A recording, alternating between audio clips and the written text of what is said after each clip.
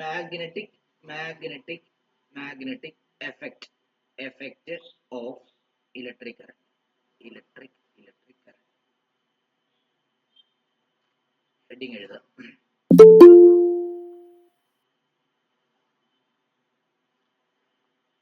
ഈ magnetic effect of electric current എന്ന് പറഞ്ഞാൽ എന്താണ്? നമുക്കറിയാം, കറണ്ടിന് ഒത്തിരി എഫക്റ്റുകളുണ്ട്. അതായത് കറണ്ടിന് ഹീറ്റിംഗ് എഫക്റ്റ് ഉണ്ട്. കറണ്ടിന്റെ ഹീറ്റിംഗ് എഫക്റ്റ് എന്ന് പറയുമ്പോൾ ഫലം എന്നാണ്. കറണ്ടിന് ഒരു ഹീറ്റിംഗ് ഫലം നൽകാൻ സാധിക്കും. അതായത് കറണ്ട് ഒരു കണ്ടക്ടറിനകത്തൂടെ പോയി കഴിഞ്ഞാൽ ആ കണ്ടക്ടർ ചൂടാവും.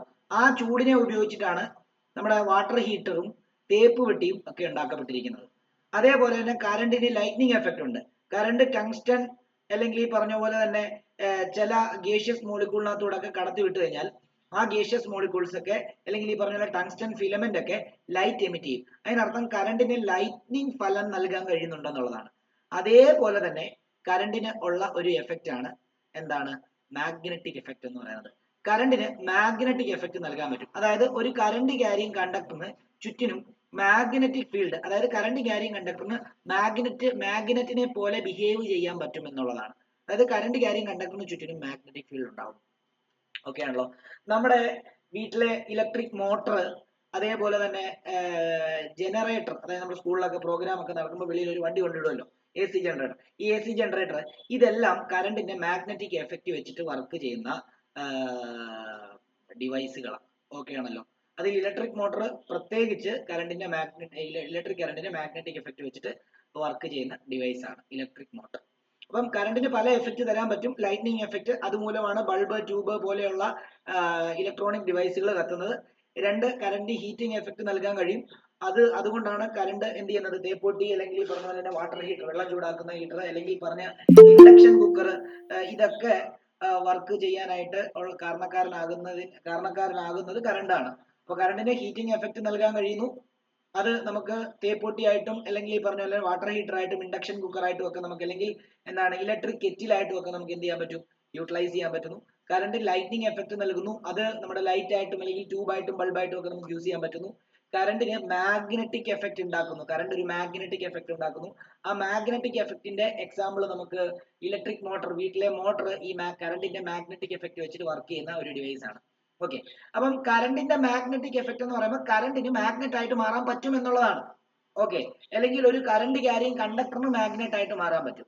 അപ്പം ഇത് പഠിക്കുന്നതിന് മുമ്പ് ആദ്യം എന്ത് പഠിക്കണം? മാഗ്നറ്റ് എന്താന്നുള്ള കാര്യം പഠിക്കണം. മാഗ്നറ്റിന്റെ ബേസിക് കൺസെപ്റ്റ് എല്ലാം പഠിക്കണം. ഓക്കെ. എന്നാലേ കറണ്ടിന്റെ മാഗ്നറ്റിക് എഫക്റ്റിനെ പറ്റി നമുക്ക് കുറച്ചുകൂടെ ഡീറ്റെയിൽ ആയിട്ട് മനസ്സിലാവുള്ളൂ. അപ്പം ആദ്യം ഇതുമായിട്ട് ബന്ധപ്പെട്ട ഒരു സ്റ്റേറ്റ്മെന്റ് എഴുതിക്കേ. The term magnetic effect of electric current, magnetic effect of electric current means that an electric current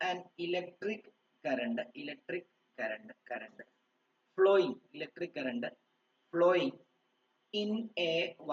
in a wire produces a magnetic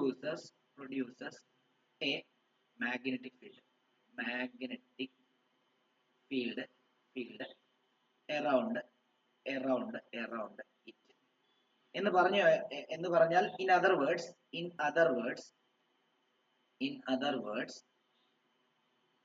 electric current produce magnetism.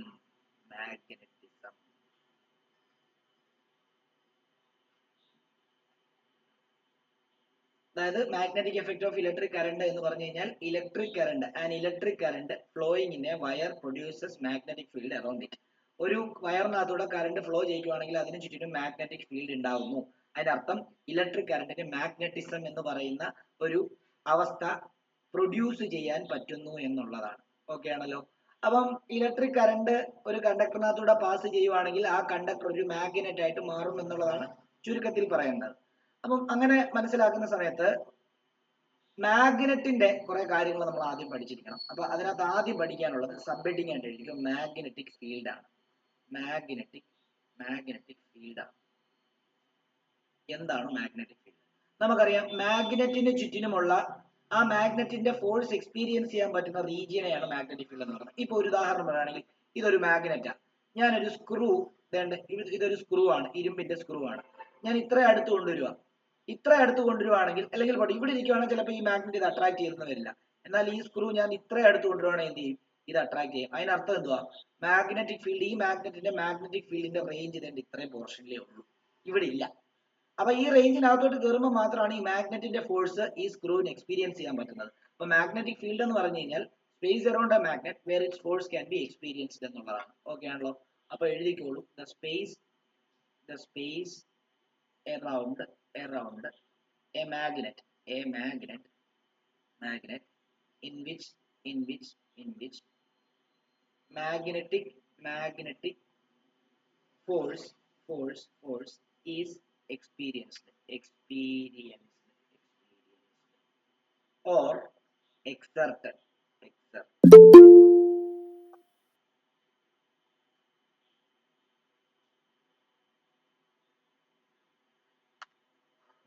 അപ്പം ഓർക്കുക, നമ്മൾ മാഗ്നറ്റിക് എഫക്ട് ഓഫ് ഇലക്ട്രിക് കറന്റിനെ പറ്റിയാണ് പഠിച്ചുകൊണ്ടിരിക്കുന്നത്. Magnetic effect of electric current എന്ന് പറഞ്ഞു കഴിഞ്ഞാൽ ഒരു കറണ്ടിന്റെ മാഗ്നറ്റിക് ഫലങ്ങളാണ്. കറണ്ട് ഒരു കണ്ടക്ടറിനകത്തൂടെ ട്രാവൽ ചെയ്ത് കഴിഞ്ഞാൽ ആ കണ്ടക്ടറിന് ചുറ്റിനും മാഗ്നറ്റിക് ഫീൽഡ് ഉണ്ടാവും. അതിനർത്ഥം ആ കണ്ടക്ടർ ഒരു മാഗ്നറ്റ് ആയിട്ട് മാറി. അപ്പം magnetic effect of electric current പഠിക്കുന്നതിന് മുമ്പ് മാഗ്നറ്റുമായിട്ട് ബന്ധപ്പെട്ട കുറെ കാര്യം പഠിക്കണം. അതിൽ ഒന്നാമത്തെ കാര്യമാണ് മാഗ്നറ്റിക് ഫീൽഡ് എന്ന് പറയുന്നത്. മാഗ്നറ്റിക് ഫീൽഡ് എന്ന് പറയുമ്പോൾ മാഗ്നറ്റിന്റെ അറൌണ്ടിലുള്ള, അല്ലെങ്കിൽ മാഗ്നറ്റിന്റെ ഫോഴ്സ് എക്സ്പീരിയൻസ് ചെയ്യാൻ പറ്റുന്ന, അല്ലെങ്കിൽ എക്സർട്ട് ചെയ്യാൻ പറ്റുന്ന ഒരു മാഗ്നറ്റിന്റെ ചുറ്റിനുമുള്ള സ്പേസിനെയാണ് മാഗ്നറ്റിക് ഫീൽഡ് എന്ന് പറയാം. ഓക്കെ ആണല്ലോ? Is called magnetic field.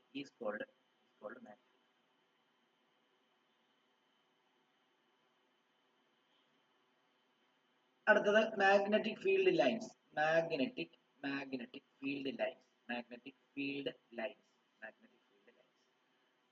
Field lines എന്ന് പറയുമ്പോഴത്തേക്കും they are imagine, അതെന്താണ് ഞാൻ വരച്ച് കാണിക്കാം. തൽക്കാലം ഇത് എഴുതിക്കോ. they are the imaginary lines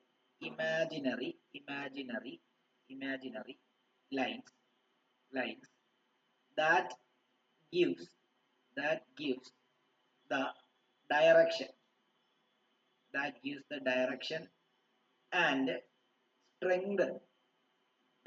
direction and strength of a magnetic field.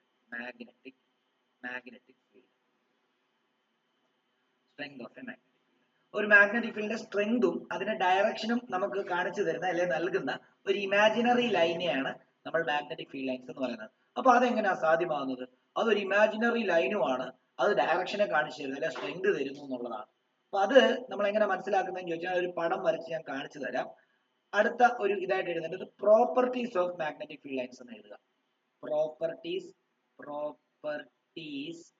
of magnetic field lines.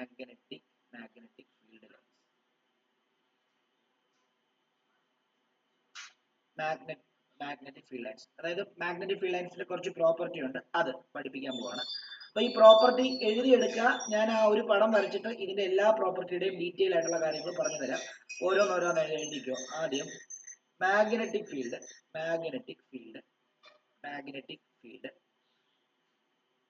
originate from north pole of magnet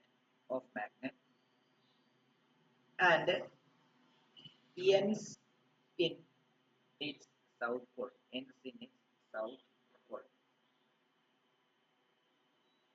Internally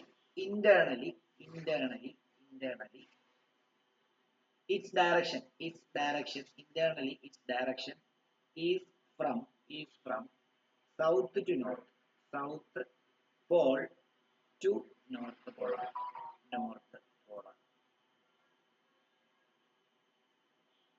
ഒന്നാമത്തെ പ്രോപ്പർട്ടി അതാണ്. മാഗ്നറ്റിക് ഫീൽഡ് എപ്പോഴും ഒറിജിനേറ്റ് ചെയ്യുന്നത് മാഗ്നറ്റിന്റെ നോർത്ത് പോളിൽ നിന്നുമാണ്, എൻഡ് ചെയ്യുന്നത് സൗത്ത് പോളിലാണ്. എന്നാൽ ഇന്റേണലി നിങ്ങൾ നോക്കുവാണെങ്കിൽ അതിന്റെ ഡയറക്ഷൻ സൗത്ത് പോൾ. മാഗ്നറ്റിന്റെ ഉള്ളിൽ കൂടെ നോക്കുവാണെങ്കിൽ സൗത്ത് ടു നോർത്ത് ആണെന്നുള്ള കാര്യം മനസ്സിലാക്കുക.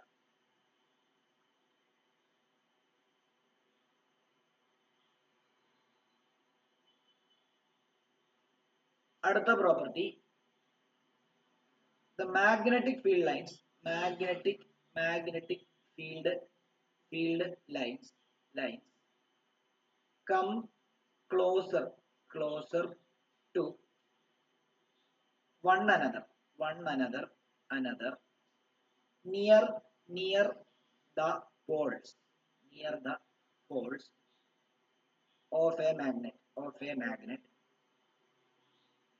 but they are widely separated at other places other places.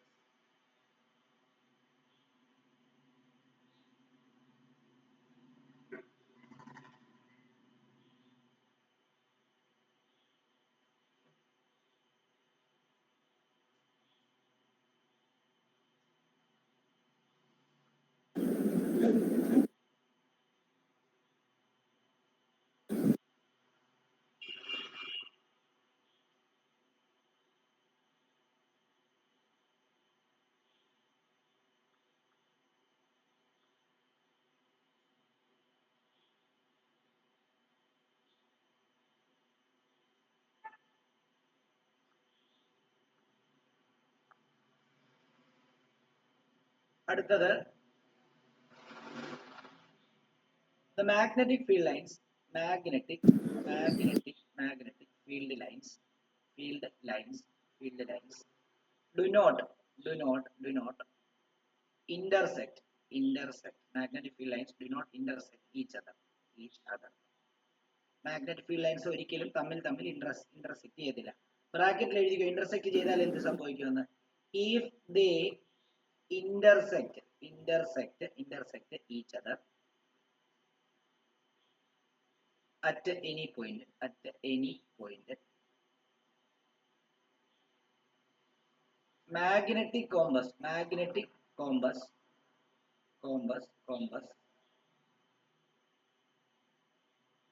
placed at that point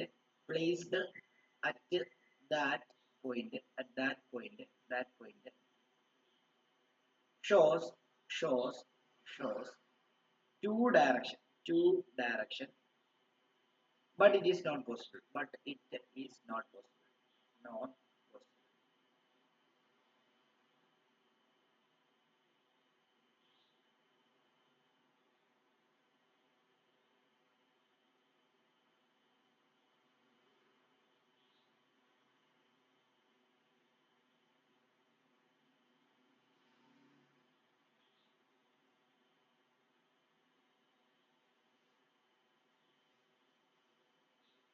അടുത്തത് magnetic field lines always form a closed loop or curve.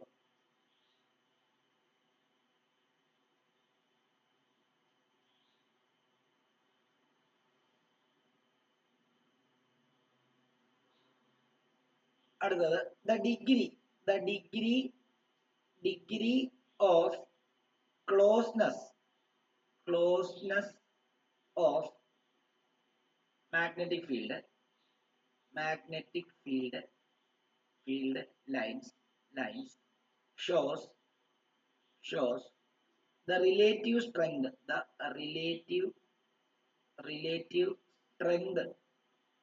relative strength of magnets.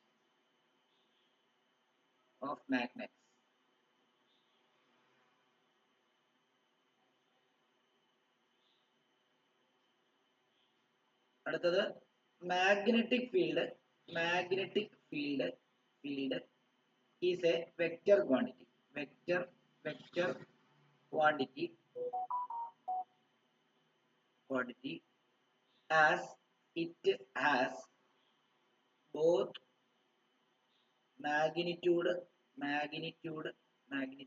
and direction.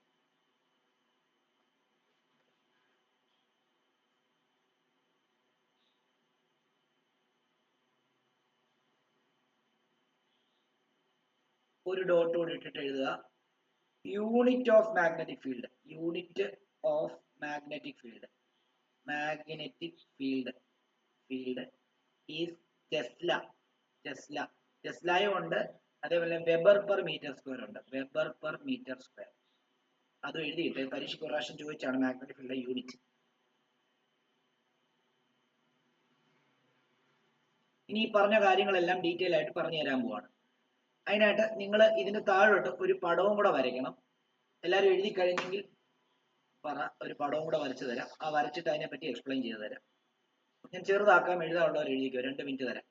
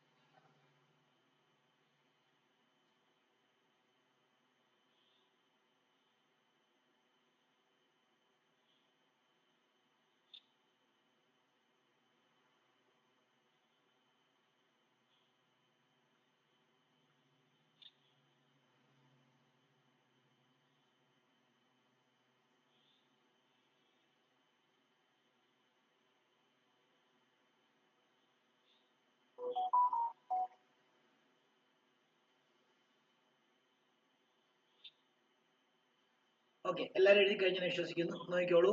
ഇനിയും ഇതിന്റെ താഴോട്ട് നിങ്ങൾ ചെയ്യേണ്ടത്, നിങ്ങളൊരു ബാർ മാഗ്നറ്റ് വരയ്ക്കുക. നമുക്ക് ഈ ബാർ മാഗ്നറ്റിനെ പറ്റി ഒന്നുമല്ല പഠിക്കാനുള്ളത്, പക്ഷേ ഈ ബാർ മാഗ്നറ്റ് എന്താന്നൊക്കെയുള്ള കാര്യങ്ങൾ മനസ്സിലാക്കുകയും അതിന്റെ മാഗ്നറ്റിക് ഫീൽഡ് എങ്ങനെയാന്നൊക്കെയുള്ള കാര്യങ്ങൾ വരയ്ക്കുകയും വരയ്ക്കുന്നത് എങ്ങനെയാണെന്ന് മനസ്സിലാക്കുകയും അതിന്റെ കൺസെപ്റ്റ് എല്ലാം മനസ്സിലാക്കിയാലേ ഈ കറണ്ട് ക്യാരിങ് കണ്ടക്ടറിന്റെ മാഗ്നറ്റിസത്തെ പറ്റി പഠിക്കാൻ പറ്റത്തുള്ളൂ. അപ്പം നമ്മൾ ഒരു ബാർ മാഗ്നറ്റിന് എന്തായാലും നമുക്കറിയാം ഒരു നോർത്ത് പോളും സൗത്ത് പോളും ഉണ്ട്.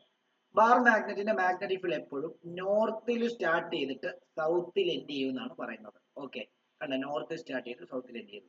അടുത്ത ഫീൽഡ് ലൈൻസ് ഇവിടെ ഇങ്ങനെ സ്റ്റാർട്ട് ചെയ്തു, കണ്ടോ, ഇവിടെ എൻഡ് ചെയ്തു. അടുത്തത് ആരോ അങ്ങനെ ഇടുന്നു. അടുത്തത് എന്താ, ഇവിടെ സ്റ്റാർട്ട് ചെയ്തു, കണ്ടോ, ഇവിടെ എൻഡ് ചെയ്തു. ഇത് ഇന്റർസെക്ട് ചെയ്യാൻ പാടില്ല.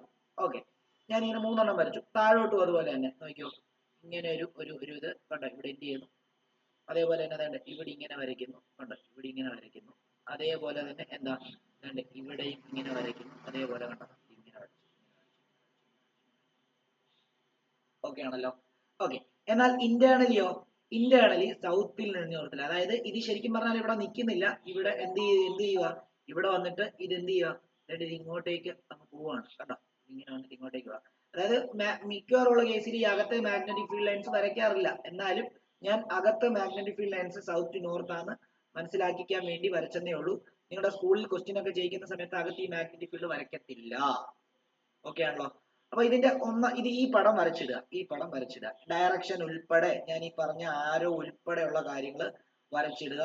ഒരു ബാർ മാഗ്നറ്റ് ഇങ്ങനെയാണ് ഇരിക്കുന്നത്. നോർത്ത് പോളിൽ സ്റ്റാർട്ട് ചെയ്യും, സൗത്ത് പോളിൽ എൻഡ് ചെയ്യും മാഗ്നറ്റിക് ഫീൽഡ് ലൈൻസ്. അതേപോലെ തന്നെ ഇന്റേണലി സൗത്ത് ടു നോർത്ത് ആയിരിക്കും. ഇത്രയും കാര്യങ്ങൾ മനസ്സിലാക്കുക.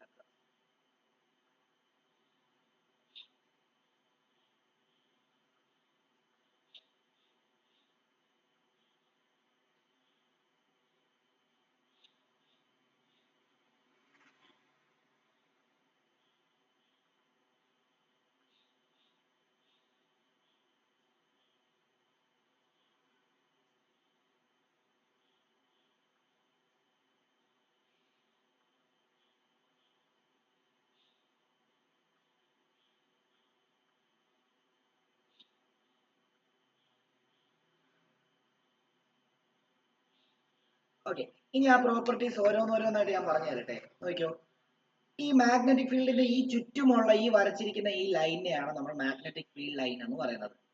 ഈ മാഗ്നറ്റിക് ഫീൽഡ് ലൈൻസിന്റെ പ്രോപ്പർട്ടിയാണ് ഓരോന്നോരോന്നായിട്ട് അവിടെ ഞാൻ പ്രതിപാദിച്ചിരിക്കുന്നത്.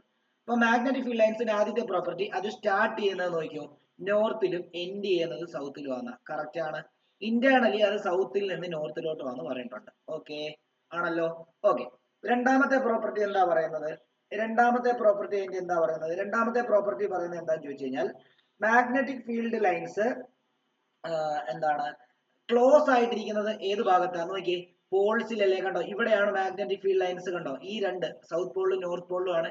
ഈ ഭാഗത്താണ് മാഗ്നറ്റിക് ഫീൽഡ് ലൈൻസ് ഒത്തിരി ക്ലോസ്ഡ് ആയിട്ടിരിക്കുന്നത്.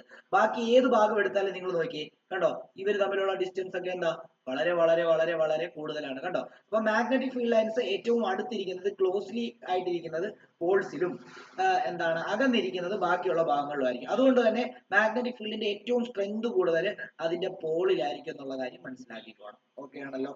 മൂന്നാമത്തേത്, മാഗ്നറ്റിക് ഫീൽഡ് ലൈൻസ് തമ്മിൽ ഇന്റർസെക്ട് ചെയ്തില്ല. ഞാൻ വരച്ചപ്പോ നോക്കി, ഈ മാഗ്നറ്റിക് ഫീൽഡ് ലൈൻസ് ഇങ്ങനെ വരയ്ക്കുകയും ഈ മാഗ്നറ്റിക് ഫീൽഡ്സ് വേണ്ട ഇങ്ങനെ വരയ്ക്കുകയും ചെയ്തോ? ഈ പോയിന്റിൽ ഇന്റർസെക്ട് ചെയ്യുന്നതായിട്ട് വരച്ചോ? ഇല്ല. അങ്ങനെ വരയ്ക്കുവാണെങ്കിൽ എന്ത് സംഭവിക്കുന്ന അറിയാമോ? നമ്മൾ ഇപ്പൊ സാധാരണ ഈ മാഗ്നറ്റിക് ഫീൽഡ് ലൈൻസ് ഇമാജിനറി ആയതുകൊണ്ട് ഇത് ഈ ഡയറക്ഷനിലാണ് പോകുന്നതെന്ന് എങ്ങനെയാ കണ്ടുപിടിക്കുന്നതെന്ന് അറിയാമോ? നമ്മൾ ഒരു കോമ്പസ് നീഡിൽ എടുക്കും. കോമ്പസ് നീഡിൽ എങ്ങനെയാ ഇരിക്കുന്നതെന്ന് അറിയാമോ? കോമ്പസ് നീഡിൽ ഇങ്ങനെ നിങ്ങൾക്ക് അറിയാൻ പറ്റിയ ആ ദിശയൊക്കെ നോക്കാൻ വേണ്ടി കോമ്പസ് നീഡിനകത്ത് ഒരു ആരോ ഉണ്ട്. ആ ആരോ എപ്പോഴും കോമ്പസ് നീഡിലിന്റെ സോറി എർത്തിന്റെ നോർത്ത്, ഇപ്പൊ നോർത്ത് ഇതാണ്, സൗത്ത് ഇതാണ്, ഈസ്റ്റ് ഇതാണ്, വെസ്റ്റ് ഇതാണെങ്കിൽ ഈ മാഗ്നറ്റിക് കോമ്പസ് നീഡിലിന്റെ നീഡിൽ എപ്പോഴും റെസ്റ്റ് ചെയ്യുന്നത് എർത്തിന്റെ നോർത്ത് ഡയറക്ഷനിലോട്ടായിരിക്കും അതിന്റെ ആരോ ഇരിക്കുന്നത്. ഓക്കെ ആണല്ലോ. അതിനർത്ഥം എന്താന്ന് ചോദിച്ചാൽ ഇത് ഈ മാഗ്നറ്റിക് കോമ്പസ് നീഡിലിനകത്തെ നീഡിലും ഒരു മാഗ്നറ്റ് ആണ്. ഓക്കെ ആണല്ലോ. അങ്ങനെയാണെങ്കിൽ അതിന്റെ നോർത്ത് പോള് എന്റെ ആരോ ഹെഡും അതിന്റെ ടെയില് എന്ന് പറയുന്നത് സൗത്ത് പോളും ആണെന്നുള്ള കാര്യം ആലോചിച്ചോണം. അതായത് കോമ്പസ് നീഡിലിന്റെ ഉള്ളിൽ ഒരു മാഗ്നറ്റ് ഉണ്ടെന്നും ആ മാഗ്നറ്റ് കണ്ട് ഇങ്ങനെ ഡിഫ്ലക്ട് ചെയ്യും, ഇങ്ങനെയും വരാം ഇങ്ങനെയും വരാം, ഇങ്ങനെ ഡിഫ്ലക്ട് ചെയ്യും. പക്ഷെ അത് റെസ്റ്റിൽ വരുമ്പോൾ അത് എപ്പോഴും നോർത്ത് സൗത്ത് ഡയറക്ഷനിലായിരിക്കും റെസ്റ്റ് ചെയ്യുന്നത്. അത് ഈ ഡയറക്ഷനിലായിരിക്കും അത് റെസ്റ്റ് ചെയ്യുന്നത്. അപ്പം ഇങ്ങനെയുള്ള ഒരു കോമ്പസ് നീഡിലിനെ ഞാൻ മാഗ്നറ്റിന്റെ ഈ ഭാഗത്ത് കൊണ്ടുവെക്കുവാണെങ്കിൽ എന്ത് സംഭവിക്കും? അപ്പം ഇത് നോർത്ത് ആണല്ലോ. അപ്പൊ കോമ്പസിനകത്തും ഒരു മാഗ്നറ്റ് ഉണ്ടല്ലോ. നോർത്തും ഒരിക്കലും അടുത്ത് വരത്തില്ല. അപ്പൊ നോർത്ത് എന്ത് ചെയ്യും? ഓപ്പോസിറ്റ് പോകും. സൗത്ത് ആയിരിക്കും ഇവിടെ. കണ്ടോ, ആരോ അപ്പുറത്ത് പോകും, ആരോ അപ്പുറത്ത് പോകും. അപ്പൊ നോർത്ത് ഇവിടെ, സൗത്ത് ഇവിടെ എന്നുള്ള കാര്യം മനസ്സിലാക്കാം. എന്നാൽ ഈ കോമ്പസ് നീഡിൽ ഇവിടെ വെച്ചാലോ ഇതിന്റെ ആരോ തേണ്ടി ഇങ്ങനെ വരും. കോമ്പസ് നീഡിൽ ഇവിടെ വെച്ചാലോ ഇതിന്റെ ആരോ തേണ്ടി ഇവിടെ വരും. കോമ്പസ് നീഡിൽ ഇവിടെ വെച്ചാലോ ഇതിന്റെ ആരോ തേണ്ടി ഇങ്ങോട്ട് വരും. കോമ്പസ് നീഡിൽ ഇവിടെ വെച്ചാൽ ആരോ ഇങ്ങനെയാവും. കോമ്പസ് നീഡിൽ ഇവിടെ വെച്ചാൽ ആരോ ഇങ്ങനെ. കോമ്പസ് നീഡിൽ ഇവിടെ വെച്ചാൽ ആരോ ഇങ്ങനെ. കോമ്പസ് നീഡിൽ ഇവിടെ വെച്ചാൽ ആരോ ഇച്ചിരി ചരിഞ്ഞു. കോമ്പസ് നീഡിൽ ഇവിടെ വെച്ചാൽ ആരോ ഇങ്ങനെ ചരിഞ്ഞു. കോമ്പസ് നീഡിൽ ഇവിടെ വെച്ചാൽ ആരോ ഇങ്ങനെ ചരിഞ്ഞു. കോമ്പസ് നീഡിൽ ഇവിടെ വെച്ചാൽ ആരോ ഇവിടെ ചരിഞ്ഞു. കോമ്പസ് നീഡിൽ ഇവിടെ കൊണ്ടുവച്ച് കഴിഞ്ഞാൽ ആരോ തേണ്ടി ഇങ്ങനെ.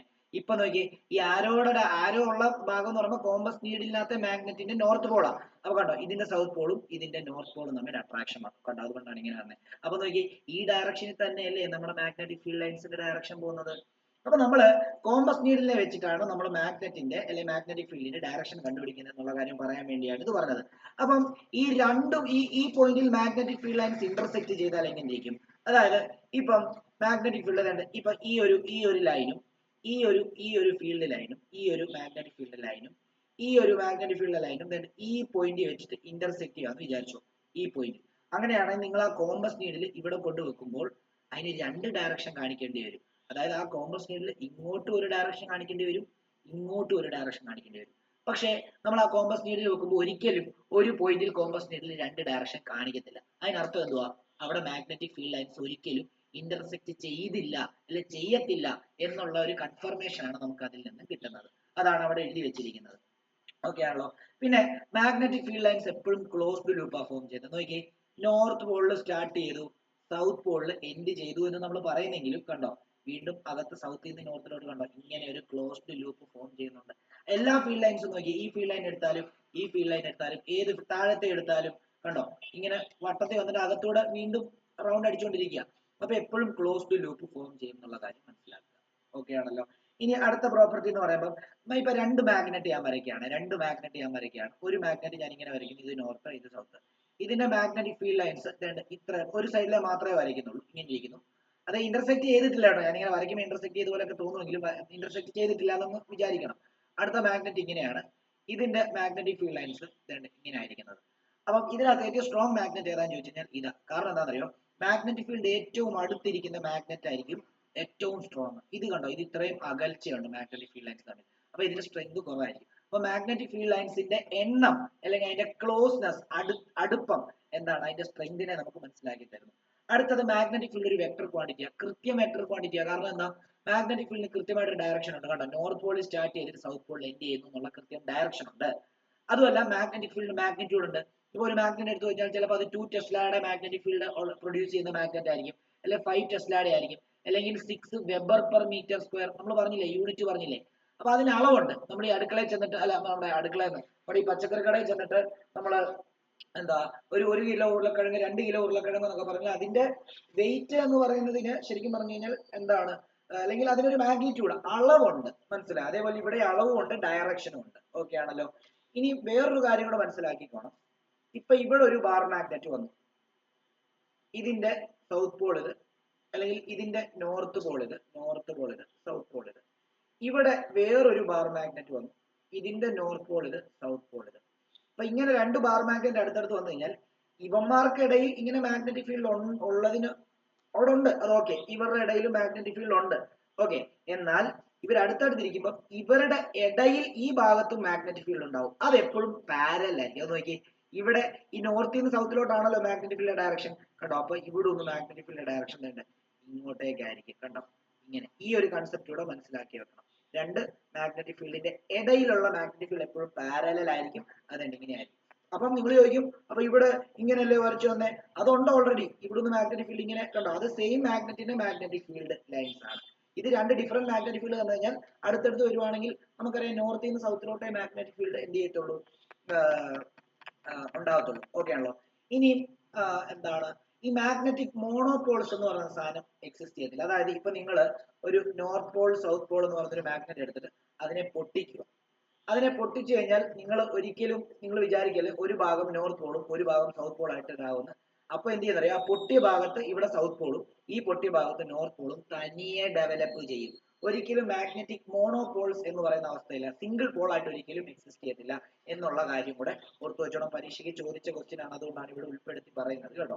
ഓക്കെ, അപ്പം അതും കൂടെ ഒന്ന് ഓർത്തു വെച്ചേക്കാം. ഓക്കെ, അപ്പം ഇനിയും ഇപ്പം വേറെ എന്തെങ്കിലും അതിനകത്ത് പ്രോപ്പർട്ടിക്ക് അത് പറയാനുണ്ടോ? മാഗ്നറ്റിക് ഇല്ല. പിന്നെ അതിന്റെ യൂണിറ്റ് എല്ലാം പറഞ്ഞ് ഈ പടം നിങ്ങൾ വരച്ചു വെച്ചേക്കാം. ഓക്കെ ആണല്ലോ. ഇനി അടുത്തത് പറയാനുള്ളത് നമ്മൾ ഇതൊരു മാഗ്നറ്റിനെ പറ്റിയാണ് പറഞ്ഞുകൊണ്ടിരുന്നത്. പക്ഷെ നമുക്ക് ഈ ചാപ്റ്ററിനകത്ത് പഠിക്കാനുള്ളത് കറണ്ട് മൂലമുണ്ടാകുന്ന മാഗ്നറ്റിക് എഫക്റ്റിനെ പറ്റിയാണ്, അല്ലെ മാഗ്നറ്റിക് ഫീൽഡിനെ പറ്റിയാണ്. അപ്പൊ നമ്മൾ ഇനി അതിലേക്കാണ് കയറുന്നത്. അതിന്റെ ബേസിക് ആയിട്ടുള്ള കാര്യങ്ങളാണ് ഇപ്പൊ പഠിച്ചു തീർത്തത്. ഓക്കെ ആണല്ലോ. അങ്ങനെയെങ്കിൽ ഇതും കൂടെ മനസ്സിലാക്കി വെച്ചോ, ഹെഡിങ് എഴുതിക്കോ, ഇതും കൂടെ ഹെഡിങ് എഴുതി വെച്ചോ. Magnetic field due to, heading ആണ് മാഗ്നറ്റിക് ഫീൽഡ് ഡ്യൂ ടു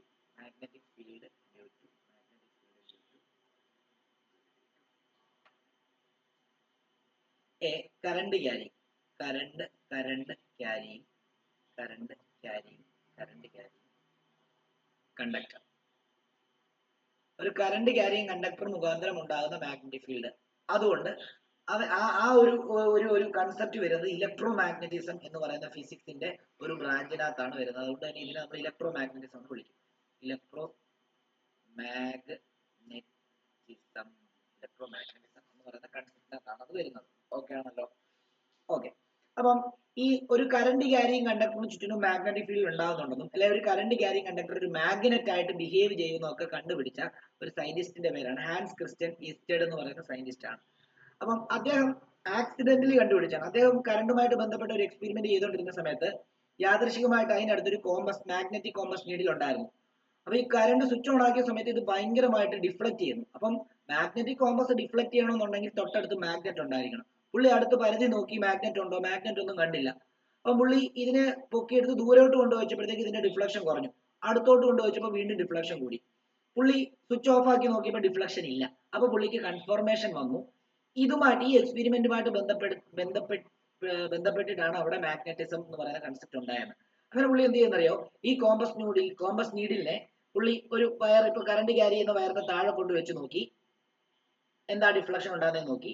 മോളിൽ കൊണ്ട് വെച്ച് നോക്കി, എന്താ ഡിഫ്ലക്ഷൻ ഉണ്ടാകുന്നതെന്ന് പഠിച്ചു. ഇനിയും കറണ്ട് ഡയറക്ഷൻ തിരിച്ചു, ബാറ്ററി തിരിച്ചു കൊടുത്തിട്ട് കറണ്ടിനെ ഈ ഡയറക്ഷനിൽ കൊടുത്തു.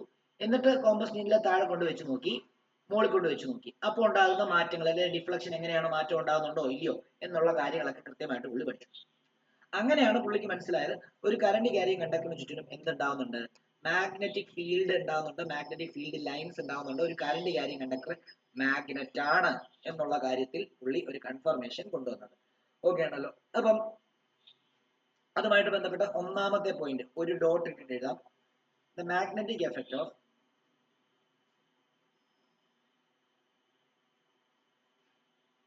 current around a current carrying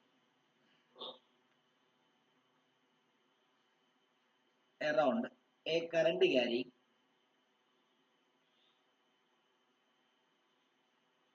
conductor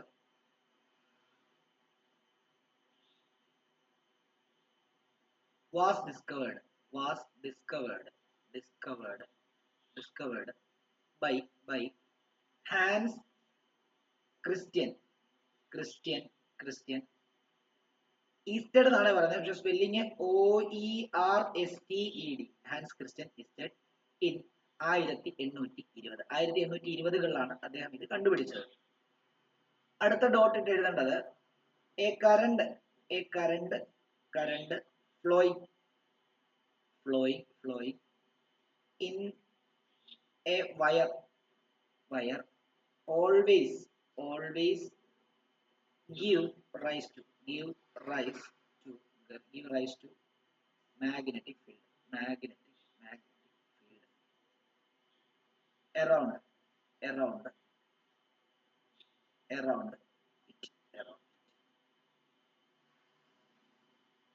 അതായത് ഒരു കണ്ടക്ടറിനകത്തോടെ ഇപ്പൊ ഒരു ഉദാഹരണം പറയുകയാണെങ്കിൽ, ഇതിനകത്തൂടെ കറണ്ട്, ഈ വയറിനകത്തൂടെ കറണ്ട് പോവുകയാണെങ്കിൽ ഇതിന് ചുറ്റിനും മാഗ്നറ്റിക് ഫീൽഡ് ഉണ്ടാകുന്നുണ്ട് എന്നുള്ള കാര്യം മനസ്സിലാക്കിക്കോണം. അതായത് നമ്മുടെ വീട്ടില് കറണ്ട് പോകുന്ന വയറിന് ചുറ്റിനും മാഗ്നറ്റിക് ഫീൽഡ് ഉണ്ടാകുന്നുണ്ട്. അത് മനസ്സിലാക്കണമെന്നുണ്ടെങ്കിൽ നിങ്ങൾ എന്ത് ചെയ്യണം എന്നറിയാമോ? എന്താണ് ഷോക്കൊന്നും അടിക്കല്, ഇൻസുലേറ്റഡ് ആയിട്ടുള്ള കറണ്ട് ക്യാരി ചെയ്യുന്ന ഒരു വയറിന്റെ തൊട്ടടുത്തൊരു മാഗ്നറ്റ് കൊണ്ട് വെച്ചാൽ മതി. അപ്പം അത് അതിലോട്ട് ചെറിയൊരു അട്രാക്ഷൻ അല്ലെങ്കിൽ അതിന്റെ പവർ അനുസരിച്ച് ചെറിയൊരു ഒരു അട്രാക്റ്റീവ് പ്രോപ്പർട്ടി നമുക്ക് അവിടെ ഫീൽ ചെയ്യാൻ പറ്റും. നിങ്ങൾ ചെയ്യണ്ട, ഞാൻ അത് പറഞ്ഞതേ ഉള്ളൂ.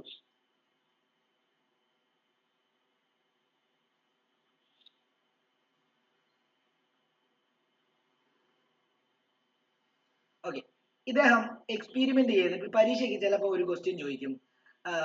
എന്താണ് പുള്ളി ചെയ്ത എക്സ്പെരിമെന്റ്, അതായത് ഒരു വയറിനകത്തൂടെ കറണ്ട് കടത്തി വിട്ടിട്ട് കോമ്പസ് നീഡിൽ താഴെ വെക്കുമ്പോൾ ഡിഫ്ലക്ഷൻ എങ്ങോട്ടാണ്, കോമ്പസ് നീഡിൽ മോളി വെക്കുമ്പോൾ ഡിഫ്ലക്ഷൻ എങ്ങോട്ടാണ്, കറണ്ടിന്റെ ഡയറക്ഷൻ തിരിച്ചു കഴിഞ്ഞാൽ ഡിഫ്ലക്ഷൻ എങ്ങോട്ട് വരും. അപ്പം ആദ്യം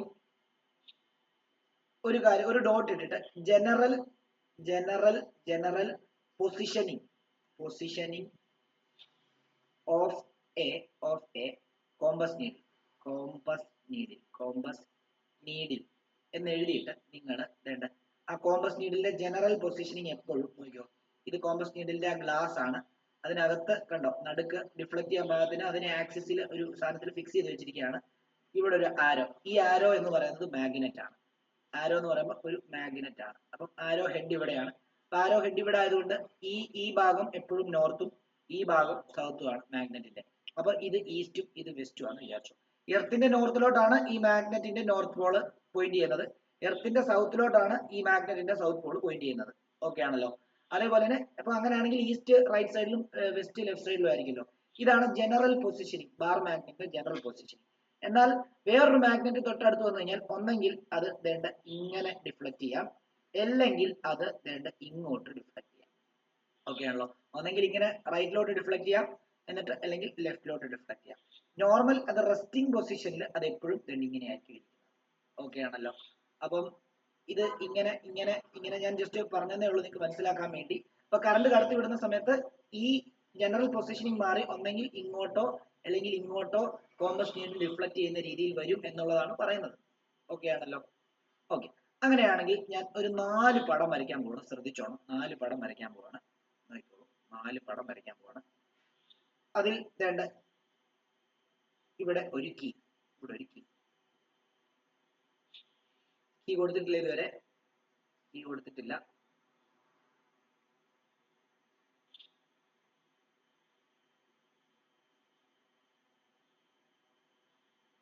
ഞാൻ ഇവിടെ ആയിട്ട് ഈ വയറിന്റെ മുകളിലായിട്ട് വെക്കുമ്പോൾ അടിയിലുള്ള വയർ കാണത്തില്ലല്ലോ. അങ്ങനെ ഒരു ലോജിക്കൽ കൺസെപ്റ്റ് വെച്ചിട്ട് ഞാൻ വയറിനെ കാണിക്കാതെ വരച്ചിരിക്കുകയാണ്. അപ്പം ശരിക്കും ഇതിന്റെ നോർത്ത് ഇതും എന്താണ് നോർത്ത് പോൾ അതും എന്താണ് സൗത്ത് പോൾ ഈ ഭാഗത്തും ഈസ്റ്റ് ഇവിടെയും വെസ്റ്റ് ഇവിടെയുമാണ്. അപ്പൊ ഞാൻ ഈ വയർ ഇതിന്റെ അടിയിൽ കൂടെ പോകുന്നുള്ളത് കൊണ്ട് തന്നെ ലോജിക്കലി നമ്മൾ എന്ത് ചെയ്യുന്നില്ല, നമ്മൾ ആ മുകളിലായിട്ട് വരയ്ക്കുന്നില്ല. കാരണം ഈ കോമ്പസ് നീഡിലിന്റെ അടിയിൽ കൂടാണ് ഈ വയർ പോകുന്നത്. അപ്പൊ അത് ഞാൻ അവിടെ എഴുതാം. എന്നിട്ട് ഇത് എന്ത് ചെയ്യുമെന്ന് അറിയാമോ? ഇത് നേരെ കൊണ്ടുപോയിട്ട് ബാറ്ററിയുടെ പോസിറ്റീവിലോട്ട്, ബാറ്ററിയുടെ ഈ സൈഡ് ബാറ്ററിയുടെ പോസിറ്റീവിലും ഈ സൈഡ് ബാറ്ററിയുടെ നെഗറ്റീവിലും കണക്ട് ചെയ്യാൻ പോകും. ശ്രദ്ധിച്ചോണേ, ഓരോ കാര്യങ്ങളും ശ്രദ്ധിച്ചോണം. ഓക്കെ, അപ്പം കീ കൊടുത്തിട്ടില്ലാത്തത് കൊണ്ട് തന്നെ കോമ്പസ് നീഡിലിന്റെ ഡയറക്ഷൻ വരയ്ക്കരുതേ, ഞാൻ പറഞ്ഞിട്ടേ വരയ്ക്കാവൂ. കോമ്പസ് നീഡിലിന്റെ ഡയറക്ഷൻ ഇങ്ങനെയാണ്. എന്നാൽ കീ കൊടുത്തു കഴിഞ്ഞാൽ ഈ കോമ്പസ് നീഡിലിന്റെ ഈ ഒരു പൊസിഷനിങ് മാറും. എങ്ങനെ മാറുമെന്ന് അറിയാമോ? എങ്ങോട്ട് മാറുമെന്ന് അറിയാമോ? എങ്ങോട്ടാ മാറുന്നത്? എങ്ങോട്ട് മാറുമെന്ന് ചോദിച്ചു കഴിഞ്ഞാൽ വേണ്ട വെസ്റ്റിലോട്ട് ഡിഫ്ലക്ട് ചെയ്യുന്ന രീതിയിലാവും. അതെന്തുകൊണ്ടാണെന്ന് അറിയാമോ? പോസിറ്റീവ് ദണ്ട് ഈ വലിയ ടെർമിനൽ, നെഗറ്റീവ് ഈ ടെർമിനലുമാണ്. കറണ്ട് ഫ്ലോ ചെയ്യുന്നത് വേണ്ട ഇങ്ങനെയാണ്, കണ്ടോ? ഇങ്ങോട്ടാണ് കറണ്ട് ഫ്ലോ ചെയ്യുന്നത്. അപ്പം ഇവിടം തൊട്ട് ഇവിടം വരെ താഴോട്ടാണ് കറണ്ട് ഫ്ലോ ചെയ്യുന്നത്. ഓക്കെ, അപ്പം ഇവിടെ ആംപിയർ സ്വിമ്മിംഗ് റൂൾ വെച്ചിട്ടാണ് നിങ്ങൾ മനസ്സിലാക്കുന്നത് ഇത് എങ്ങോട്ടാണ് ഡിഫ്ലക്ട് ചെയ്യുന്നത് എന്നുള്ളത്. അതെന്താണെന്നറിയാമോ? ഈ നിങ്ങളൊന്ന് ആലോചിച്ച് നോക്കണം. കോമ്പസ് നീഡിൽ മുകളിലായിരിക്കുന്നെങ്കിൽ നിങ്ങൾ മുകളിലോട്ട് നോക്കി നീന്തണം. കോമ്പസ് നീഡിൽ താഴെ ആയിരിക്കുന്നെങ്കിൽ താഴോട്ട് നോക്കി നീന്തണം. നിങ്ങളുടെ തല കറണ്ടിന്റെ ഡയറക്ഷനിലായിരിക്കണം പിടിക്കേണ്ടത്. ശ്രദ്ധിച്ച് മനസ്സിലാക്കിക്കോണം. ഞാൻ സിമ്പിൾ ആയിട്ട് പറഞ്ഞുതരാം. ഇപ്പൊ ഇതവിടെ നിൽക്കട്ടെ, ഇത് ഒരു വയറ് പോകുന്നു. ഓക്കെ ആണല്ലോ? ഇത് വയറ് പോകുന്നു. ഈ വയറിനകത്തൂടെ കറണ്ട്, ഈ ഒരു വയർ ഞാൻ എടുക്കുന്നു, വയറിനകത്തൂടെ കറണ്ട് ഈ ഡയറക്ഷനിൽ പോകുന്നതായിട്ട് എടുക്കുന്നു. കോമ്പസ് നീഡിൽ ഞാൻ മുകളിൽ വെച്ചിരിക്കുകയാണ്. ഓക്കെ, കോമ്പസ് നീഡിൽ മുകളിൽ വെക്കുമ്പോൾ ഇത് നോർത്ത് ഡയറക്ഷനിലാണ്. പക്ഷെ കറണ്ട് പോകുന്ന സമയത്ത് അല്ലെങ്കിൽ നോക്കട്ടെ, ആദ്യത്തെ ഇനിഷ്യൽ കേസിൽ ഒരു വയർ ഞാൻ എടുക്കുന്നു. ഈ വയറിന്റെ മുകളിൽ ഞാൻ ഒരു കോമ്പസ് നീഡിൽ വെക്കുന്നു. അപ്പൊ നോർത്ത് ഇതാന്ന് വിചാരിക്കുക, സൗത്ത് ഇതാന്ന് വിചാരിക്കുക, ഈസ്റ്റ് ഇതാന്ന് വിചാരിക്കുക, വെസ്റ്റ് ഇതാന്ന് വിചാരിക്കുക. ഓക്കെ, വെസ്റ്റ് ഇതാന്ന് വിചാരിക്കുക. അപ്പം കറണ്ട് പോകുന്നില്ല. അപ്പം ജനറൽ നോർത്ത് ഡയറക്ഷനിലായിരിക്കും അതിന്റെ നീഡിൽ ഇരിക്കുക. എന്നാൽ ഞാൻ ഇതുവഴി കറണ്ട് കടത്തി വിടുവാണ്. ഓക്കെ, അപ്പൊ ഇതിന്റെ നീഡില് ഇങ്ങനെ നോർത്തിലോട്ട് ഇരിക്കുന്നത് എങ്ങോട്ട് മാറുമെന്നാണ് പറഞ്ഞത്? വെസ്റ്റിലോട്ട് മാറുമെന്നാണ് പറഞ്ഞത്. ശരിയല്ലേ? അപ്പൊ അത് വെസ്റ്റിലോട്ടല്ല, അത് നോക്കാം, അത് എങ്ങോട്ട് മാറും എന്നുള്ള കാര്യം നോക്കാം. അപ്പം അതെങ്ങനെയാ നോക്കുന്നത് അറിയോ? കോമ്പസ് നീഡിൽ മുകളിലായിരിക്കുന്നെങ്കിൽ നിങ്ങൾ മുകളിലോട്ട് നോക്കി നീന്തുക. അതായത് ബാക്ക് സ്ട്രോക്ക് അടിക്കുക. നീന്തുമ്പോൾ നിങ്ങൾ പുറകിലോട്ട് നീന്തത്തില്ലേ, ബാക്ക് സ്ട്രോക്ക്. അപ്പൊ മുകളിലോട്ട് നോക്കിയല്ലേ നിങ്ങൾ ബാക്ക് സ്ട്രോക്ക് അടിക്കുന്നത്. ഞാൻ വരച്ചു കാണിക്കാം. നോക്കിയോ, നിങ്ങളുടെ തല എനിക്ക് കൃത്യമായിട്ട് വരയ്ക്കാൻ അറിയത്തില്ല, നിങ്ങളുടെ കാല്. ഓക്കെ, ഇരിക്കുന്നു. ഓക്കെ ആണല്ലോ? ഓക്കെ, അപ്പൊ നിങ്ങൾ ഈ ഡയറക്ഷനിലാണ് നീന്തുന്നത്. ഈ ഡയറക്ഷനിലോട്ട് നീന്തുമ്പോൾ നിങ്ങളുടെ ലെഫ്റ്റ് കൈ എങ്ങോട്ടാണോ പോകുന്നത് ആ ഡയറക്ഷനിലോട്ടായിരിക്കും എന്ത് ചെയ്യുന്നത്?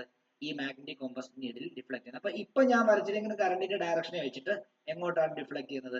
ഇങ്ങോട്ട്, ലെഫ്റ്റിലേക്കാണ്. എന്നാൽ ഞാൻ ഈ കറണ്ടിന്റെ ഡയറക്ഷൻ ഒന്ന് തിരിച്ചു കൊടുക്കുകയാണ്. കറണ്ടിന്റെ ഡയറക്ഷൻ ഞാൻ ഒന്ന് തിരിക്കുകയാണ്. നോക്കിക്കോളൂ, കറണ്ടിന്റെ ഡയറക്ഷൻ ഞാൻ ഒന്ന് തിരിച്ചു കൊടുത്തു, ഈ ഡയറക്ഷനിൽ കൊടുത്തു. അപ്പോഴും കോമ്പസ് നീഡിൽ മുകളിൽ നിൽക്കുന്നത്. കോമ്പസ് നീഡിൽ കണ്ടക്ടറിന് മുകളിൽ വെക്കുന്ന സമയത്ത് മുകളിലോട്ട് നോക്കിയേ നീന്താവും. മുകളിലോട്ട് നോക്കി നീന്തുക എന്ന് പറയുമ്പോൾ ബാക്ക് സ്ട്രോക്ക് അടിക്കണം. അപ്പൊ നമ്മൾ ഇപ്പൊ നീന്തുന്നത് തല ഇവിടെ, ഈ സൈഡില്, കാല് ഇവിടെ, ഇങ്ങനെയാണ് നീന്തുന്നത്. ഇപ്പൊ എന്റെ ലെഫ്റ്റ് കൈ നോക്കിയേ, ആ സൈഡിലോട്ടല്ലേ വരുന്നത്. അപ്പൊ കണ്ടോ, വെസ്റ്റിലോട്ടായിരിക്കും അത് റിഫ്ലക്ട് ചെയ്യുന്നത്. അതാണ് ഈ കേസ്. നിങ്ങളൊന്ന് ആലോചിച്ച് നോക്കിയേ, നിങ്ങൾ മുകളിലോട്ട് നോക്കി നീന്തുന്ന സമയത്ത് നിങ്ങളുടെ നോക്കിയോ, തല ഈ ഭാഗത്ത് വരും. എന്നിട്ട് നിങ്ങളുടെ ഉടല്, നിങ്ങളുടെ കൈയും കാലും കണ്ടോ, നിങ്ങളുടെ മുകളിലോട്ട് നോക്കിയാണ് നീന്തുന്നത്. മുകളിലോട്ട് നോക്കിക്കണ്ടോ, ഇങ്ങോട്ടേക്ക് നീന്തുക. ഓക്കെ, ഇവിടാണ് നിങ്ങളുടെ കണ്ണ് കണ്ടോ, മുകളിലോട്ട് നോക്കി നീന്തുക. അപ്പൊ നിങ്ങളുടെ കാല് കണ്ടോ, ഇത് കാലാണ്. ഇങ്ങോട്ടേക്ക് നീങ്ങുമ്പോൾ നിങ്ങളുടെ ലെഫ്റ്റ് കൈ ഇങ്ങോട്ടായതുകൊണ്ട് കണ്ടോ, അങ്ങോട്ടേക്ക് ഡിഫ്ലക്ഷൻ സംഭവിച്ചു. ഇങ്ങനെയായിരുന്നു ഇരുന്നത്, ഇപ്പൊ എങ്ങോട്ടേക്ക് ഡിഫ്ലക്ഷൻ സംഭവിച്ചു? ഇങ്ങോട്ടേക്ക് ഡിഫ്ലക്ഷൻ സംഭവിച്ചു. ആണല്ലോ? ആണ്. അങ്ങനെയാണെങ്കിൽ ഇനി അടുത്ത പടം വരയ്ക്കുമ്പോൾ നോക്കിയോ, അടുത്ത പടം എങ്ങനെ വരയ്ക്കുന്നത്? ഈ മുകളിൽ തന്നെ വെച്ചിട്ട് കറണ്ടിന്റെ ഡയറക്ഷൻ ഒന്ന് തിരിച്ചു കൊടുക്കുകയാണ്. അതായത് ഇത് പ്രത്യേകം എഴുതണം. കോമ്പസ് നീഡിൽ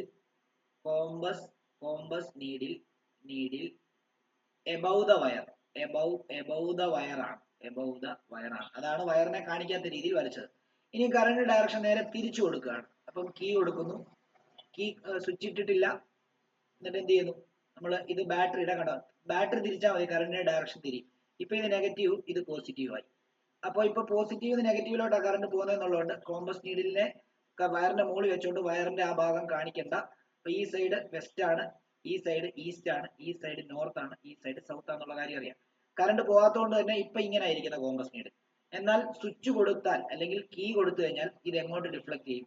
ഇത് ഇപ്പം തന്നെ ഇങ്ങോട്ടാണ് ഡിഫ്ലക്ട് ചെയ്യുന്നത്. അതെങ്ങനെ മനസ്സിലാക്കാം? കോമ്പസ് നീഡിൽ മുകളിലല്ലേ ഇരിക്കുന്നത്, അപ്പൊ മുകളിലോട്ട് നോക്കിയല്ലേ നീന്തേണ്ടത്. പക്ഷെ ഇവിടെ കറന്റ് ഡയറക്ഷൻ ഉണ്ടോ? ഇത് പോസിറ്റീവാ, പോസിറ്റീവ് നെഗറ്റീവിലോട്ട് വരുമ്പോൾ ഈ ഡയറക്ഷനിലാണ് കറണ്ട് ഒഴുകുന്നത്. അതായത് ഉദാഹരണം പറയുകയാണെങ്കിൽ ഇങ്ങോട്ട് മുകളിലോട്ടാണ് കറണ്ട് ഒഴുകുന്നത്. ആ കറന്റ് ഡയറക്ഷൻ പ്രത്യേകം കാണിച്ചാണ് നിങ്ങൾ പടം വരയ്ക്കുന്ന സമയത്ത്. അപ്പൊ നോക്കി, നിങ്ങൾ ഇങ്ങോട്ടാണ് നീന്തേണ്ടത്, മുകളിലോട്ട് നോക്കി നീന്തുക വേണം, കാരണം കോമ്പസ് നീഡിൽ മുകളിലാണ്. അപ്പൊ നിങ്ങളുടെ തല ഇങ്ങനെ വരയ്ക്കുന്നു, കണ്ണ് തേണ്ടത്, മൂക്കിത്, വായത്, നിങ്ങളുടെ ഉടല് തേണ്ടത്, നിങ്ങളുടെ കാല് തേണ്ടത്, ഇങ്ങനെ വരയ്ക്കുന്നു. ഓക്കെ, നിങ്ങളുടെ ലെഫ്റ്റ് കൈ നോക്കിയാൽ മുകളിലോട്ട് നിന്നുമ്പോൾ നിങ്ങളുടെ ലെഫ്റ്റ് കൈ ഇങ്ങോട്ടായിരിക്കുന്നത്. അതുകൊണ്ടാണ് കണ്ടോ ഇങ്ങനെ ഇരുന്ന സാധനം കണ്ടോ ഇങ്ങോട്ടേക്ക് ഡിഫ്ലക്ട് ചെയ്യുന്നത്. ഓക്കെ ആണല്ലോ? മനസ്സിലാക്കിക്കോണം, അല്ലെങ്കിൽ എന്തെങ്കിലും ബുദ്ധിമുട്ടുണ്ടെങ്കിൽ ചോദിക്കണം. ഓക്കെ, അതേപോലെ തന്നെ ഇനി ഞാൻ ഈ കോമ്പസ് നീഡിലെ താഴോട്ട് വരയ്ക്കുക. ഇപ്പം ഈ രണ്ട് കേസിലും കോമ്പസ് നീഡിൽ വയറിന്റെ മുകളിലായിരുന്നു. അതായത് compass needle above the wire ആയിരുന്നു. ഓക്കെ, ഇനിയും നമ്മള് എന്താ compass needle below the wire നോക്കാൻ പോവാണ്. അപ്പോഴും നോക്കിക്കോ, ഞാൻ സെയിം പടം തന്നെ വരയ്ക്കാൻ പോവാണ്. കീ വരയ്ക്കുന്നു, ബാറ്ററിയുടെ പോസിറ്റീവ് ഇവിടെ ഇങ്ങനെ വരയ്ക്കുന്നു. ഇനിയും വയറ് മുകളിലാകുമ്പോൾ അതൊന്ന് കാണിച്ചു വേണം വരയ്ക്കാൻ. എങ്ങനെയാ? കാരണം വയർ ഇങ്ങനെ പോകുന്നു, വയറാണ് മുകളിൽ, അപ്പം ഇത് അതിന്റെ താഴെയായിരിക്കുന്നത്. അപ്പൊ വയർ മുകളിൽ കൂടെ പോകുന്നതുകൊണ്ട് വയർ കാണിച്ചല്ലേ പറ്റത്തുള്ളൂ, ഇല്ലേ? അപ്പം പോസിറ്റീവ് നെഗറ്റീവ്, ഇത് പോസിറ്റീവ് നെഗറ്റീവ് ആണ്. പോസിറ്റീവ് നെഗറ്റീവിലോട്ട് വരുമ്പോൾ ഈ സൈഡിൽ ഇങ്ങനെ കറണ്ട്, കീ കൊടുക്കുമ്പോൾ ഇങ്ങനെ കറണ്ട് പോകും. അപ്പൊ ഇവിടെ വെസ്റ്റ്, ഇവിടെ ഈസ്റ്റ്, ഇവിടെ നോർത്ത്, ഇവിടെ സൗത്ത് ആയിരുന്നു. ആദ്യം ഈ പൊസിഷനിലായിരുന്നു കോമ്പസ് നീഡിൽ ഇരുന്നതെങ്കിലും ഇപ്പം എങ്ങനെയാ? കറണ്ട് തേണ്ട ഈ ഡയറക്ഷനിലാണ്. ഇപ്പൊ നിങ്ങൾ നോക്കേണ്ടത്, ഇപ്പൊ നിങ്ങൾ നീന്തേണ്ടത്, ഇത് കോമ്പസ് നീഡിൽ താഴെയായിരിക്കുന്നത്, താഴോട്ട് നോക്കി നീന്തണം. നോക്കൂ, താഴോട്ട് നോക്കി നീന്തുന്ന സമയത്ത് നിങ്ങളുടെ തലയുടെ ബാക്ക് സൈഡ് ആണിത്. നിങ്ങളുടെ ഉടല്, നിങ്ങളുടെ കാല് ഒക്കെ നിങ്ങളിപ്പം അതായത് താഴോട്ട് നോക്കിയാണ് നീന്തുന്നത്. താഴോട്ട് നോക്കി നീന്തുമ്പോൾ നിങ്ങളുടെ ലെഫ്റ്റ് കൈ കണ്ടോ ഇങ്ങോട്ടല്ലേ വരുന്നത്. താഴോട്ട് നോക്കി ഈ ഡയറക്ഷനിൽ നീന്തുന്ന സമയത്ത്, കാരണം കറണ്ട് ഈ ഡയറക്ഷനിലാണ്, അപ്പൊ തല ആ ഡയറക്ഷനിൽ പിടിക്കണം. താഴോട്ട് നോക്കി നീന്തുന്ന സമയത്ത് നോക്കി നിങ്ങളുടെ ലെഫ്റ്റ് കൈ ആ സൈഡിലോട്ടാണ് വരുന്നത്. അതുകൊണ്ട് തന്നെ ഇവിടെ ഡിഫ്ലക്ഷൻ ഇങ്ങനെ ആയിരിക്കും. അതായത് ഇങ്ങനെ ഇരുന്ന സാധനം ഇങ്ങോട്ട് ഡിഫ്ലക്ട് ചെയ്യും. ഓക്കെ, അതേപോലെ തന്നെ എന്താണ്, ഡയറക്ഷൻ ഒന്ന് തിരിക്കുകയാണ്. ഡയറക്ഷൻ തിരിക്കുന്ന സമയത്ത്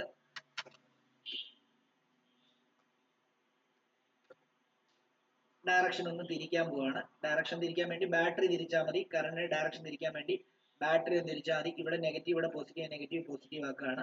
അപ്പൊ ഇത് നെഗറ്റീവ്, ഇത് പോസിറ്റീവ്. ഇനി പോസിറ്റീവ് ഇത് നെഗറ്റീവിലോട്ടായിരിക്കും കറണ്ട് പോകുന്നത്. അപ്പം വയറ് മുകളിലായതുകൊണ്ട് തന്നെ വയറ് മുകളിൽ ഇങ്ങനെ കാണിച്ചിരിക്കണം. ഇവിടെ നമ്മളത് കാണിച്ചിട്ടില്ല, കോമ്പസ് നീഡിൽ അതിന്റെ താഴെയായിട്ടായിരിക്കുന്നത്. അപ്പം കറണ്ട് പോകുന്നില്ലെങ്കിൽ ഇത് വെസ്റ്റ്, ഇത് ഈസ്റ്റ്, ഇത് നോർത്ത്, ഇത് സൗത്ത് ആയതുകൊണ്ട് തന്നെ ഇത് ഇങ്ങനെ ആയിരിക്കും ഇരിക്കുന്നത് കറണ്ട് പോകാത്ത സമയത്ത്. എന്നാൽ കറണ്ട് കൊടുത്തു കഴിഞ്ഞാൽ ആ കറണ്ട് കാര്യം കണ്ടക്കുന്ന ചുറ്റിനും മാഗ്നറ്റിക് ഫീൽഡ് ഉണ്ടാകുന്നുണ്ട്. ആ മാഗ്നറ്റിക് ഫീൽഡ് ഈ മാഗ്നറ്റിക് കോമ്പസിനകത്തുള്ള മാഗ്നറ്റിക് നീഡിലിനെയും കൂടെ ഡിഫ്ലക്ട് ചെയ്യാൻ ശ്രമിക്കും. അപ്പൊ എങ്ങനെയാ? ഇപ്പൊ കറണ്ടിന്റെ ഡയറക്ഷൻ കണ്ടോ ഇങ്ങോട്ടാ. അപ്പൊ നിങ്ങൾ അതായത് താഴോട്ട് നോക്കി, അതായത് കോമ്പസ് നീഡിൽ താഴെ ആയിരിക്കുന്നത്, അപ്പൊ താഴോട്ട് നോക്കി ഈ ഡയറക്ഷനിലാണ്, ഇങ്ങോട്ടാണ് നീങ്ങുന്നത്. അപ്പൊ നിങ്ങളുടെ ലെഫ്റ്റ് കൈ തന്നെ ഇങ്ങനെ ആയിരുന്നു. അപ്പം ഇതിന്റെ കോമ്പസ് നീഡിൽ ഇങ്ങനെ വെസ്റ്റ് സൈഡിലോട്ട്. ഡൗട്ട് എന്തെങ്കിലും ഉണ്ടെങ്കിൽ ചോദിക്കാം. ഈ 4 പടം വരച്ചു. ഇത് പല രീതിയിലായിരിക്കും ചോദിക്കുന്നത്. അപ്പൊ നിങ്ങൾ ഈ ആംബിയർ സ്വിമ്മിംഗ് റൂൾ നോക്കിയാൽ മതി. കോമ്പസ് നീഡിൽ താഴെയാണ് വെച്ചിരിക്കുന്നതെങ്കിൽ താഴോട്ട് നോക്കി നീന്തുക. തല ഏത് ഡയറക്ഷനിലാണോ കറണ്ട് പോകുന്നത് ആ ഡയറക്ഷനിലോട്ട് പിടിക്കുക. കോമ്പസ് നീഡിൽ മുകളിലാണ് ഇരിക്കുന്നതെങ്കിൽ മുകളിലോട്ട് നോക്കി നീന്തുക. കറണ്ട് ഏത് ഡയറക്ഷനിലോട്ടാണോ പോകുന്നത് ആ ഡയറക്ഷനിൽ തല പിടിക്കുക. ലെഫ്റ്റ് കൈ എങ്ങോട്ടാണോ വരുന്നത് ആ ഡയറക്ഷനിലോട്ട് ഡിഫ്ലക്ഷൻ വരും. അത് ചിലപ്പോൾ ഈസ്റ്റിലോട്ടായിരിക്കും, വെസ്റ്റിലോട്ടായിരിക്കും. ഓക്കെ ആണല്ലോ? ഇനി മനസ്സിലാക്കേണ്ട ഒരു കാര്യം എന്താ ചോദിച്ചു കഴിഞ്ഞാൽ, ബാറ്ററിയുടെ പോസിറ്റീവിൽ നിന്ന് നെഗറ്റീവിലോട്ടായിരിക്കും കറണ്ട് പോകുന്നത്. അപ്പൊ ആ ഡയറക്ഷൻ വെച്ചിട്ട് വേണം കറണ്ടിന്റെ ഡയറക്ഷൻ സെറ്റ് ചെയ്യാൻ വേണ്ടി. ഓക്കെ ആണല്ലോ? അതും മനസ്സിലാക്കിക്കോണം. ഡൗട്ട് ഉള്ളവർക്ക് ചോദിക്കാം. എന്നിട്ട് ഈ പടം വരച്ചെടുത്തു. ഇവിടെ ലോജിക്കലി നിങ്ങൾ നോക്കിക്കോണം, ഇത് മുകളിൽ ഇരിക്കുന്നതുകൊണ്ടാണ് വയർ വേണ്ടി ഇതിന്റെ മണ്ടയ്ക്കൂടെ വരയ്ക്കാത്തത്. കണ്ടോ, വയർ അതിന്റെ കൂടെ താഴെ കൂടാണ് വയർ പോകുന്നതെന്നുള്ളതുകൊണ്ടാണ് ഞാൻ ഈ മുകളിൽ കൂടെ വരയ്ക്കുന്നത്. പക്ഷെ ഇവിടെ വയർ മുകളിൽ കൂടാണ് പോകുന്നത്, കോമ്പസ് നീഡിൽ താഴെ. അത് വേണമെങ്കിൽ എഴുതിക്കോണം, compass needle below below the wire, below the wire. ഇവിടെ compass needle, compass needle, needle, needle, ഇതും below the wire, below the wire.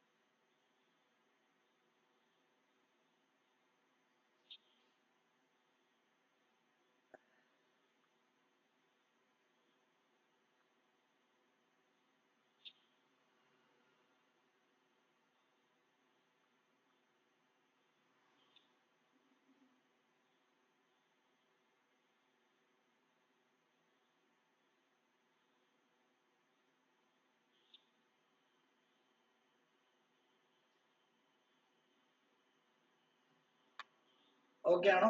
എഴുതിയോ? എല്ലാരും എഴുതിയോ? എഴുതി കഴിഞ്ഞോ? വരച്ചു കഴിഞ്ഞോ? ഒന്ന് പറഞ്ഞേ. Aarav, Alvina, Archita, Deena, Enoch, Irene, Karthik, എലീജ, Ritchie, Rijo, Shreya, Vishnu, എല്ലാരും. ഇത്ര പേര് വിളിക്കുന്നില്ല. എല്ലാരും എഴുതിയോ? ഇല്ല സർ. ആ സർ എഴുതി. അർച്ചിത എഴുതിയില്ലെന്നാണോ പറഞ്ഞേ? എഴുതിയില്ല. എഴുതിക്കോ. അങ്ങനെയാണെങ്കിൽ എഴുതിയില്ല എന്നുണ്ടെങ്കിൽ നമുക്ക് ഇതും കൂടെ എഴുതിക്കോ. ഇതും കൂടെ എഴുതിയിട്ട് നിർത്താം. 9:15 ക്ലാസ് ഉണ്ട്. ഇതുകൂടെ വരച്ച് എഴുതി എടുത്തോ. എന്നിട്ട് നമുക്ക് തൽക്കാലം നിർത്താം.